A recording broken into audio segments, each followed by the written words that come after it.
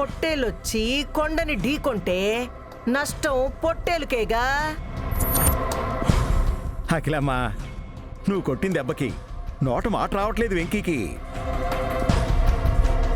నిన్నటిదాకా హీరోలా రెచ్చిపోయాడు, ఇప్పుడు జీరో అయ్యి కామ్గా అయ్యాడు. ఇంకా జన్మలో మన జోలికి రాడు.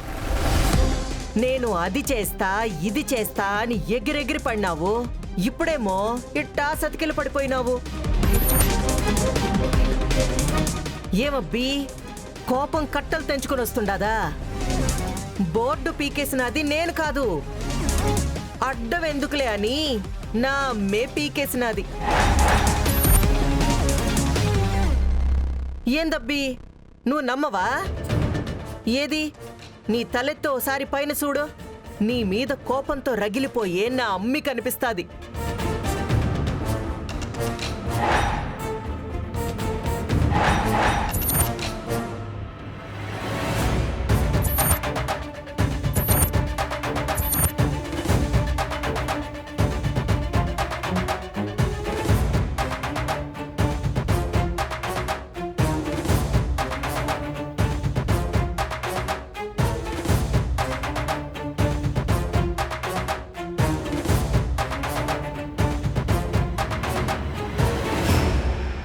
ఏమబ్బి కనిపించినదా నా అమ్మి?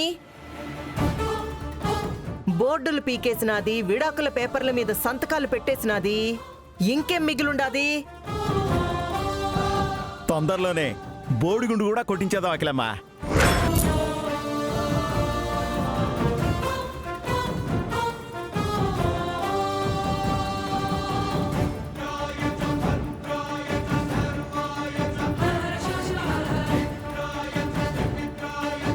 మమ్మీ, అడ్డమైన వాళ్ళతో నీకు మాటలేంటి?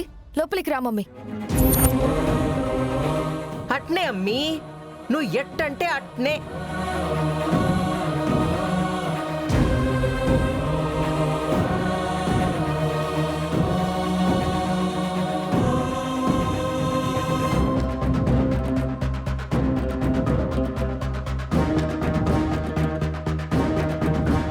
పందెం గెలిచేసి ఎండి పదవిని లాగేసుకుని నా అమ్మిని నాకు దూరం చేసి నా ఆస్తిని నొక్కేసి నాకు పంగనామాలు పెడతా ఉంటే నేను చూస్తా ఊరుకుంటాననుకున్నావా?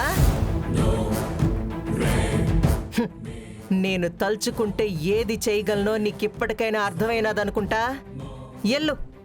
ఎల్లి నా అమ్మిచ్చే షాకులిను, దెబ్బకి షేక్ అయిపోతావు.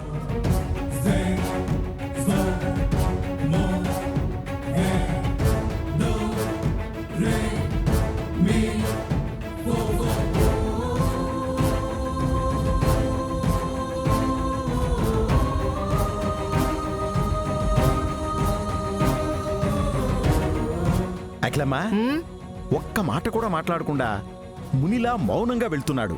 నాకేదో డౌట్గా ఉంది. ఇప్పుడు మన టైం నడుస్తా ఉండాది బావుగారు. రాహువు ఆ వెంకిగాడి లైఫ్లోకి ఎంటర్ అయిపోయినాడు కదా, ఇంగా వెంకికంతా బ్యాడ్ టైమే.